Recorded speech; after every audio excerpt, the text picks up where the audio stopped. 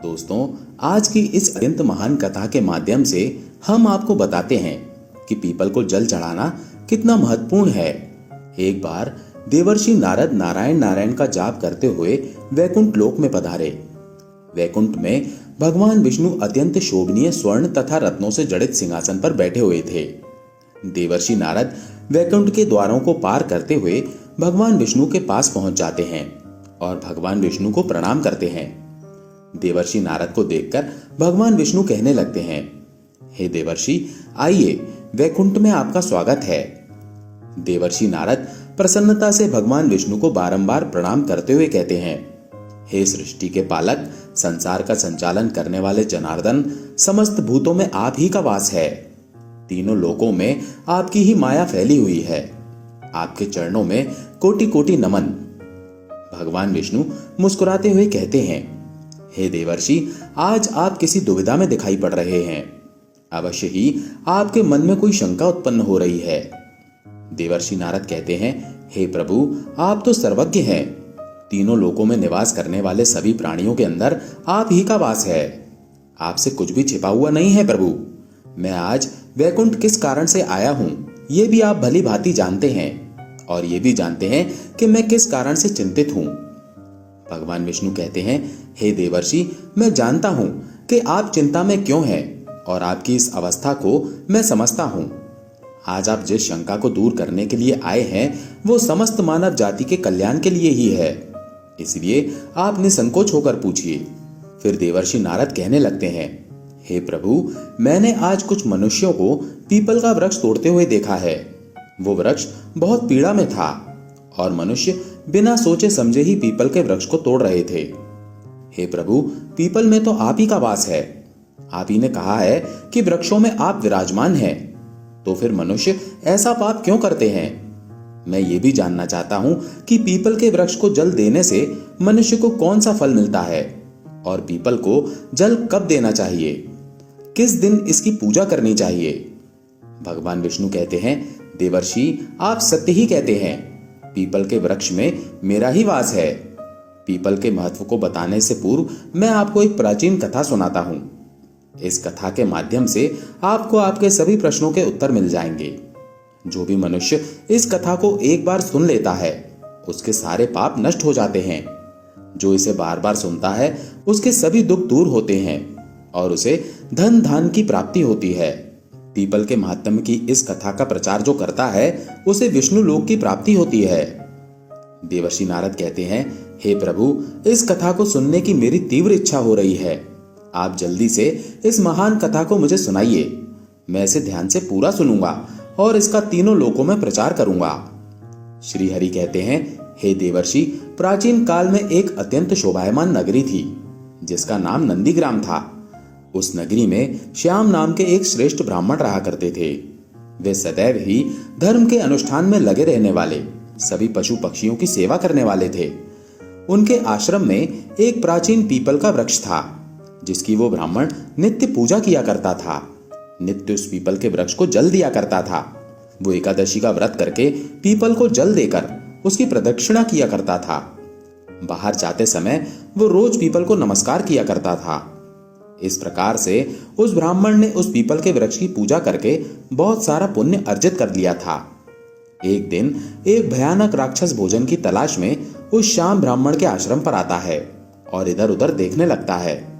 तभी वो ब्राह्मण कुटिया से बाहर आकर देखता है तो एक विशालकाय राक्षस वहां पर खड़ा हुआ था।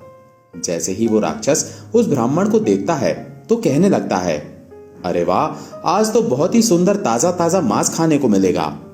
ये ब्राह्मण तो बहुत ही जवान, सुंदर और गुणवान दिखाई पड़ रहा है। अभी मैं इसी को चबा डालता हूं। उस राक्षस को देखकर वो ब्राह्मण बिल्कुल भी भयभीत नहीं होता है और उस राक्षस से कहने लगता है, हे राक्षस, इस गरीब की कुटिया में तुम्हारा स्वागत है। तुम बहुत भूखे दिखाई दे रहे हो। कहो, तुम्हें भोजन में क्या दूं? ब्राह्मण के इस प्रकार के वचन सुनकर वो राक्षस आश्चर्य में पड़ जाता है और सोचने लगता है, बड़े आश्चर्य की बात है, ये ब्राह्मण मुझसे जरा सा भी भयभीत नहीं है। ये अवश्य कोई बड़ा तपस्वी दिखाई पड़ रहा है। तब वो राक्षस कहने लगता है, हे महात्मा, आप कौन हैं और इस वन में क्यों रह रहे हैं? आपको मुझे देखकर बिल्कुल भी डर नहीं लगा?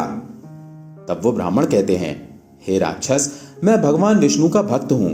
मुझे इस संसार में किसी भी चीज का कोई भय नहीं है, इसलिए तुम बताओ तुम्हें क्या चाहिए। तुम्हारी जो भी इच्छा हो वो पूरी की जाएगी। आओ इस वृक्ष के नीचे आसन ग्रहण करो। वो राक्षस जैसे ही उस वृक्ष के नीचे आता है तो उसका शरीर जलने लगता है और तुरंत ही उसकी मृत्यु हो जाती है और एक दिव्य मनुष्य उस राक्षस के शरीर से बाहर निकलता है। उस मनुष्य को राक्षस की योनि से मुक्ति मिलती है। वो मनुष्य बड़ा ही प्रसन्न हो जाता है और उस ब्राह्मण से कहने लगता है, हे ब्राह्मण देवता, ये कैसा चमत्कार है? ये कौन सा वृक्ष है जिसके नीचे ठहरते ही मुझे मुक्ति मिल गई? तब वो ब्राह्मण कहता है, हे महात्मा, ये पीपल का वृक्ष है। ये साक्षात भगवान विष्णु का ही रूप है। ये सभी पापों का नाश करने वाला है। इस वृक्ष के सानिध्य में आने से तुम्हारे सभी पाप नष्ट हो गए हैं। वो दिव्य मनुष्य स्वर्ग की ओर चला जाता है। एक दिन यमराज अपने दूतों को बुलाते हैं और कहते हैं, हे दूतों, तुम जाओ और नंदी ग्राम में निवास करने वाले श्याम नाम के ब्राह्मण को पकड़कर यहाँ पर लेकर आओ। यमराज का आदेश पाकर वे दूत यमलोक से धरती पर आते हैं और उस ब्राह्मण को जीवित ही पकड़कर यमलोक ले जाने लगते हैं। रास्ते में महात्मा श्याम उन दूतों से कहने लगते हैं, हे दूतों, तुम ये क्या कर रहे हो? मेरी तो मृत्यु भी नहीं हुई है और तुम मुझे पकड़कर यमलोक लेकर क्यों जा रहे हो? वे यमदूत कहने लगते हैं, अरे ब्राह्मण, तू चुपचाप हमारे साथ चल। खुद यमराज ने हमें तुझे उठाकर लाने का आदेश दिया है। पता नहीं तूने ऐसा कौन सा भयंकर अपराध किया है। हम भी जानना चाहते हैं कि तूने कौन सा पाप किया है। फिर वो ब्राह्मण शांत रहकर उन यमदूतों के साथ यमलोक जाने लगता है। यम के दूतों को भी बड़ा आश्चर्य होता है। ये ब्राह्मण ना तो विलाप कर रहा है और ना ही दुखी हो रहा है। हम जिन भी प्राणियों को उठाकर लाते हैं वे तो जोर जोर से विलाप करते हैं। वे यम के दूत उस ब्राह्मण को लेकर यमराज के सामने उपस्थित हो जाते हैं। जैसे ही यमराज उस ब्राह्मण को देखते हैं तो वे भयभीत हो जाते हैं और उन दूतों से कहने लगते हैं, अरे दूतों, तुमने ये क्या किया? ये तुम कैसे उठाकर लाए हो? मैंने तुम्हें दूसरे श्याम नाम के व्यक्ति को लाने के लिए कहा था, जिसकी मृत्यु हो चुकी है। तुम लोगों ने बड़ी भूल की है जो इन महात्मा को उठाकर यमलोक लेकर आ गए। इनका स्थान यहाँ पर नहीं है।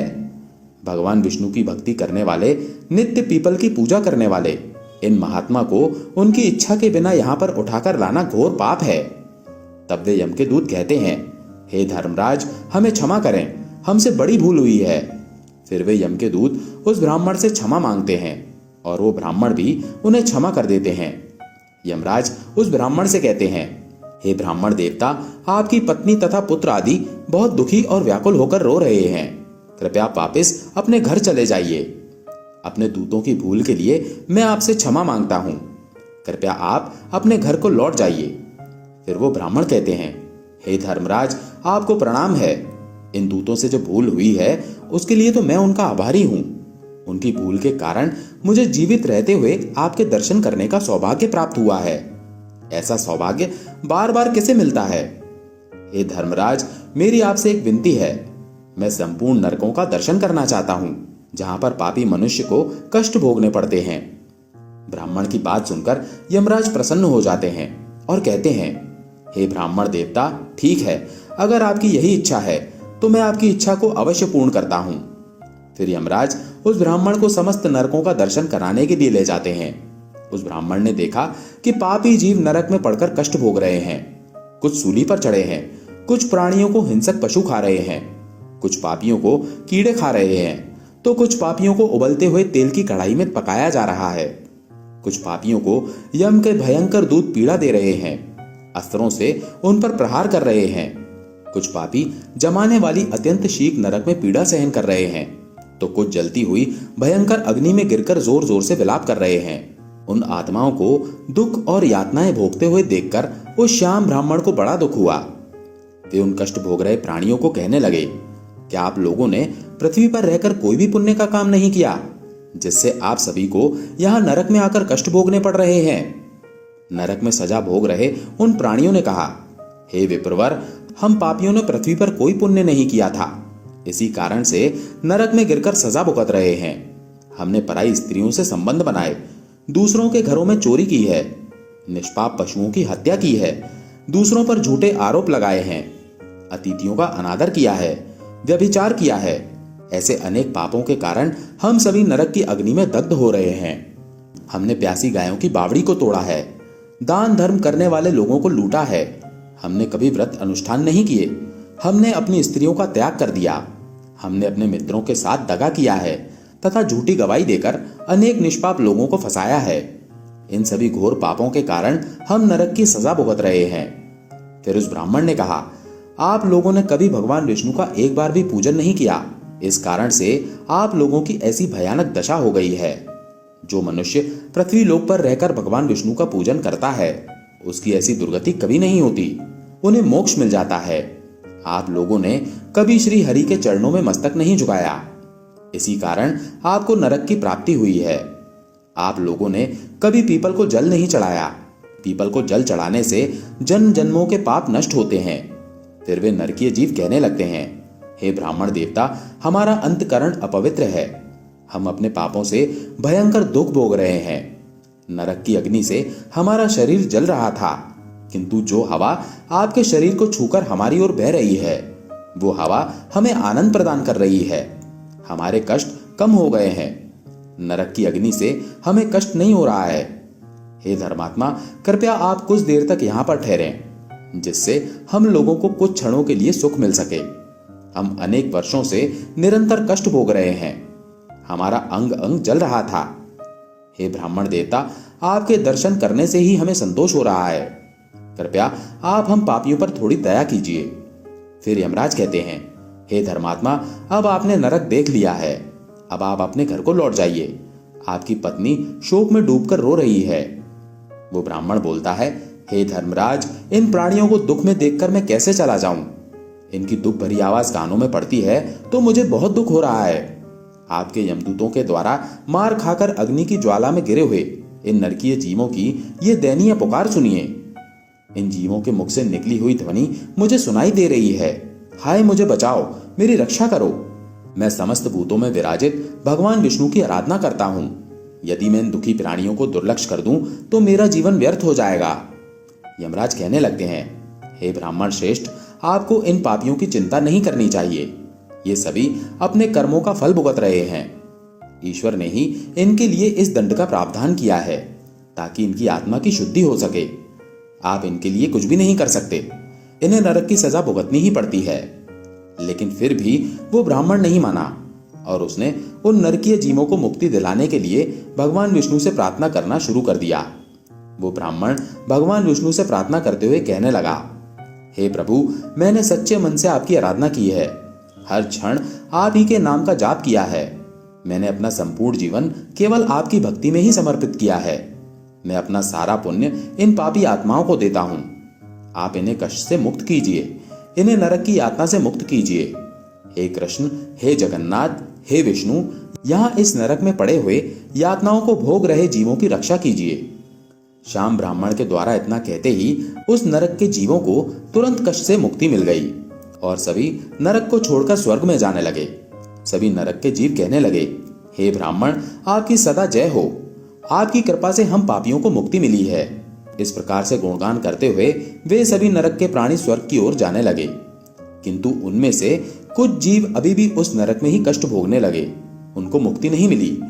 इस अद्भुत चमत्कार को देखकर यमराज आश्चर्य में पड़ गए। यमराज सोचने लगे, ये तो असंभव है। कौन से पुण्य के प्रभाव से इस ब्राह्मण ने इन नरक के प्राणियों को मुक्ति दिलाई है? फिर उस स्थान पर भगवान विष्णु प्रकट होते हैं। वो ब्राह्मण और यमराज भगवान विष्णु को नमस्कार करते हैं। यमराज भगवान विष्णु से पूछने लगते हैं, हे प्रभु, इस ब्राह्मण ने ऐसा कौन सा पुण्य किया है जो एक ही बार में इसने इतने सारे नरक के प्राणियों को मुक्ति दिलाई है, और किस पाप के कारण ये नरक के जीव अभी भी सजा भुगत रहे हैं? तब भगवान विष्णु कहते हैं, हे धर्मराज, इस ब्राह्मण ने पीपल के वृक्ष को नित्य जल दिया है, उस वृक्ष का पूजन किया है। इसी कारण से ये इतना बड़ा पुण्यात्मा बन गया है कि इसमें नरक के जीवों को मुक्ति दिलाने का सामर्थ्य आ गया है। ये जो अन्य जीव अभी भी नरक में कष्ट भोग रहे हैं, इन मनुष्यों ने अपने पूर्व जन्म में पीपल के वृक्ष तोड़े हैं। इसी कारण से इनकी मुक्ति नहीं हो पाई है। जो मनुष्य पीपल को केवल जल देता है, वो कभी नरक में नहीं जाता है। उसके अंदर इतना सामर्थ्य आ जाता है कि वो अन्य पापी जनों के पाप भी नष्ट कर डालता है। उसके सानिध्य में आने वाले घोर पापी भी पाप से मुक्त हो जाते हैं।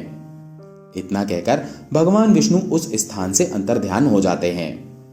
फिर यमराज उस ब्राह्मण को वरदान देते हुए कहते हैं, हे महात्मा, आप धन्य हैं। आप पृथ्वी पर सदा निवास करो। आपको मुझसे कोई भय नहीं होगा। जो भी मनुष्य आपके सानिध्य में रहेगा उसे भी कभी नरक की प्राप्ति नहीं होगी, उनकी कभी अकाल मृत्यु नहीं होगी। इस प्रकार से यमराज ने उस श्याम ब्राह्मण को वरदान दिया। उस ब्राह्मण ने यमराज को नमस्कार किया और पृथ्वी पर लौटकर आ गए और पहले की तरह नित्य भगवान विष्णु का पूजन करने लगे और पीपल को जल चढ़ाने लगे। भगवान विष्णु नारद जी से कहते हैं, हे नारद, इस प्रकार से मैंने तुम्हें पीपल को जल देने का महात्म्य सुना दिया। जो भी मनुष्य श्याम की इस कथा को सुनता है उसके समस्त पापों का नाश हो जाता है। तो दोस्तों, इस प्रकार से भगवान विष्णु ने पीपल को जल देने का महत्व महर्षि नारद को सुनाया है। आप भी पीपल को जल अवश्य दें। शनिवार को पीपल के नीचे सरसों के तेल का दीपक अपने पितरों के लिए अवश्य जलाएं और प्रत्येक एकादशी के दिन पीपल को जल देकर उसकी प्रदक्षिणा करें। आपके समस्त दुख कष्ट समाप्त होंगे।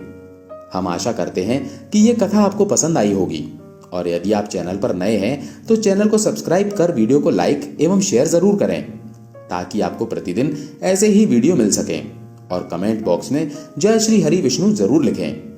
धन्यवाद।